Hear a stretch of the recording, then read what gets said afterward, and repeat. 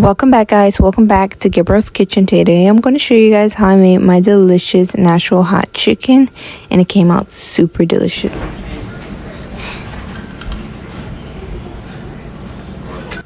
For the ingredients, we're going to need chicken, and I will be listing all of the ingredients down below.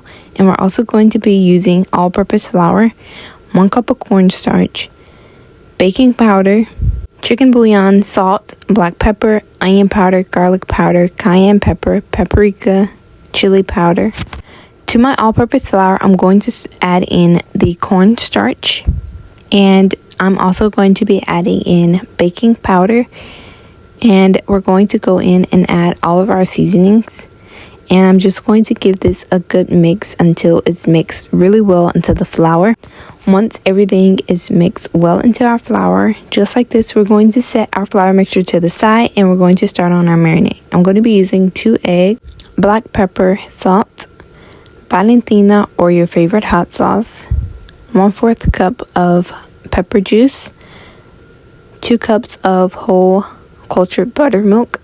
I'm going to whisk my eggs together until they're nice and beaten, just like this. Once they are, I'm going to set it to the side and I'm going to pour over my buttermilk onto my chicken, and I'm going to add in my egg mixture along with the Valentina hot sauce and some salt and black pepper.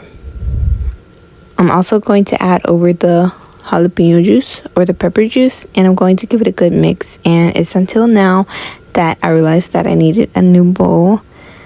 I thought I could give it a good mix in that bowl, but I couldn't, so I ended up transferring my chicken into another large bowl.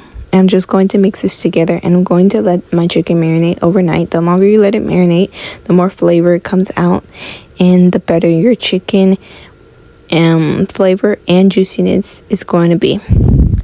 This is the next day. I'm going to add in my chicken into my flour mixture, just like this. And I'm going to add enough in for about 2 batches. And I'm going to give this a really good mix. And you can also go on with your hands. I chose to use a spoon. But I'm just going to fold my chicken, making sure every piece of chicken gets coated with the flour mixture really well.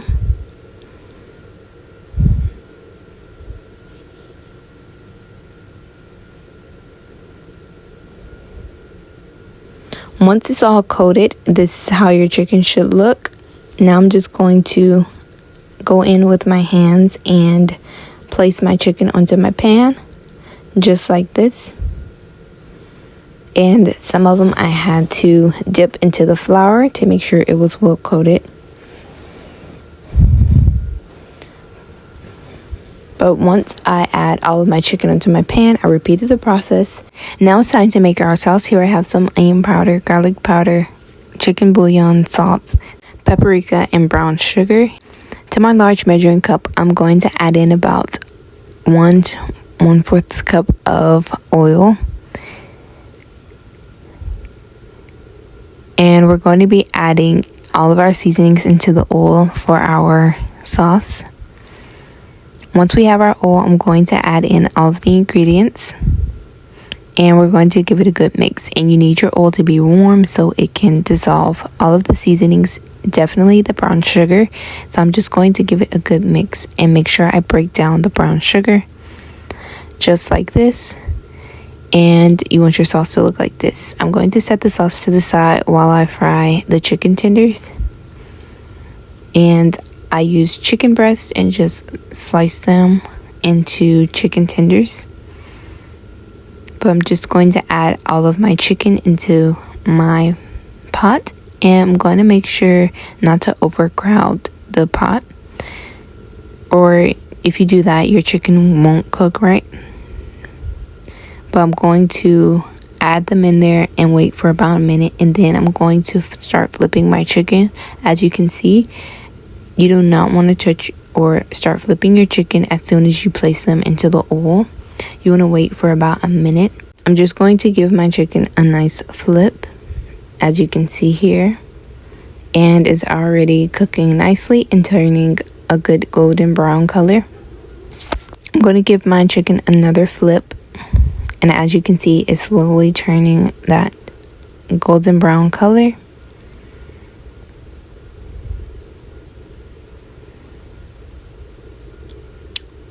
Once my chicken is done, I'm going to place my chicken onto a napkin to remove any of the excess oil that we do not need or want. Once I take all of my chicken tenders out, I'm going to continue the process of dipping and coating my chicken and adding it into the oil to fry, just like this. And you want to make sure your heat isn't too high or too low. And at this point, you can definitely taste one of your chicken tenders, and you can also taste it in the sauce because you're the cook and you have to taste test your own food. I'm going to place in my chicken, and I'm going to continue flipping it, making sure it doesn't burn and keeping a watchful eye on it. Once my chicken is nice and golden brown, I'm going to remove it from my oil. Once I have all of my chicken, I'm going to dip my chicken tender into my Nashville oil, and this spice is mild. I'm going to put all of the spices that I use, the measurements and everything, in the description box. And if you want it more hotter, you can add more of the spices. But I'm just going to dip all of my chicken tenders, and I'm also going to top it off with some pickles. And you can also use butter pickles. I just use regular pickles. And this is how my Nashville hot chicken turned out. It was super delicious. I hope you guys try this recipe. If you do, make sure you tag me, and make sure you subscribe, like, comment, and follow me on my Instagram, TikTok, and subscribe. Adios.